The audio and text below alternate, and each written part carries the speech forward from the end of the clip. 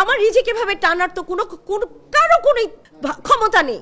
অবশ্যই আমি যাব, অবশ্যই আমি ন্যায়ের পক্ষে থাকবো। হাত জোর করে রিকোয়েস্ট করছি, একজন নারী প্রার্থী হিসেবে আমার সম্মান ক্ষুণ্ণ করা হয়েছে, আমার রিজিক টান দেওয়া হয়েছে। আপনারা এটা জরিপ করেন, আপনারা এটা গোয়েন্দা টিম পাঠান, DGF-5 পাঠান, পাঠিয়ে দেখুন কেন্দ্রে তারা কিভাবে দাড়িপাল্লার প্রতি অ্যাট্রাক্ট করে মানুষ দাড়িপাল্লার ভোটারদেরকে নিয়েছে। আমার ভোটারদেরকে ভয়ভীতি দেখিয়ে তারা ভোট দিতে দেয়নি। আমার রিজিক এভাবে টানার তো কারো কোনো ক্ষমতা নেই। এটা একটা লেভেল প্লেইং ফিল্ড হবে। আমার ডিসি আমাকে কোনো সহযোগিতা করেন, বারবার ফোন দিয়েছে, আমার কল রেকর্ড আছে, তিনি আমার ফোন কেটে দিয়েছেন, ফোন ধরেননি।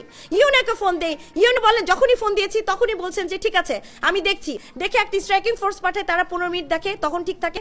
স্ট্রাইকিং ফোর্স যখন অন্য কেন্দ্রে চলে যায়, আরেকটা কেন্দ্রে ঝামেলা শুনি, চলে যায়, ওই কেন্দ্রটা ফাঁকা থাকে, ওই কেন্দ্রে এরকম করে। আমার মানুষগুলো কি পরিমাণ জখম হয়েছে আমার ফোনে সব আছে, আমি আপনাদের দেখাবো, ভিডিও রেকর্ড আছে। আপনাদের কাছে আমি হাত জোর করে রিকোয়েস্ট করছি, ধানের শীষের প্রতীক নিয়ে আমি এই দুইবারের মতো নির্বাচন করেছি। আমার জনপ্রিয়তা কি পরিমাণ এটা আপনারা সার্ভে করে দেখবেন। আমার ফেসবুকে কি পরিমাণ ফলোয়ার্স পেজে, সারা বাংলাদেশের মানুষ আমার জন্য কাঁদছে। তারা একটা কথাই বলছে, আপা এইভাবে হেরে যেতে আমরা দেখি নাই। অবশ্যই আমি যাব, অবশ্যই আমি ন্যায়ের পক্ষে থাকবো।